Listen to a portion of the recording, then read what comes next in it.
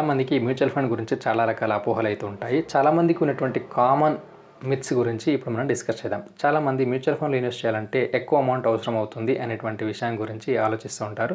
So మీరు mutual ఫండ్లో invest చేయాలంటే ఈవెన్ 100 రూపీస్తో కూడా మీరు మ్యూచువల్ ఫండ్లో అయితే ఇన్వెస్ట్మెంట్ చేయొచ్చు. నెక్స్ట్ వచ్చేసి మ్యూచువల్ ఫండ్లో ఇన్వెస్ట్ చేయాలంటే స్టాక్ మార్కెట్ గురించి నాలెడ్జ్ ఉండాలని అనుకుంటారు.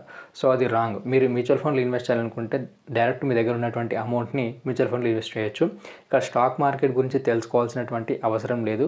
అడ్వైజర్ని కనుక మీరు కలిసినట్లయితే మీ ఫైనాన్షియల్ గోల్ని బట్టి మీకు మ్యూచువల్ ఫండ్ దేంట్లో ఇన్వెస్ట్ చేయాలి అనేటువంటి వాటిని అడ్వైస్ అయితే చేస్తాడు.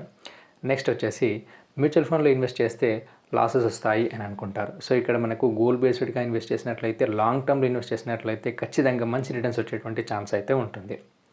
నెక్స్ట్ మిత్ వచ్చేసి మ్యూచువల్ ఫండ్లో ఇన్వెస్ట్ చేయాలంటే డీమ్యాట్ అకౌంట్ ఉండాలి అని అనుకుంటారు. సో ఇక్కడ మనకు మ్యూచువల్ ఫండ్లో ఇన్వెస్ట్ చేయాలంటే డీమ్యాట్ అకౌంట్ అవసరం లేదు. మీరు మ్యూచువల్ ఫండ్లో ఇన్వెస్ట్ చేయాలంటే డీమ్యాట్ అకౌంట్ అవసరం లేదు. ఫ్రీగా మ్యూచువల్ ఫండ్ అకౌంట్ని క్రియేట్ చేసి మీకు నచ్చినటువంటి అమౌంట్ తోటి ఇన్వెస్ట్మెంట్ అయితే స్టార్ట్ చేయొచ్చు.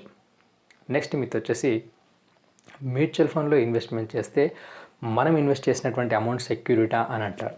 సో ఇక్కడ మనకు సెబీ అనేది సెక్యూరిటీ ఉంటుంది. అట్లాగే మనకి ఇది మ్యూచువల్ ఫండ్ అనేది ట్రస్ట్గా ఉంటుంది కాబట్టి ఇక్కడ ఖచ్చితంగా మనం ఇన్వెస్ట్మెంట్ చేయొచ్చు. Thank you for watching this video.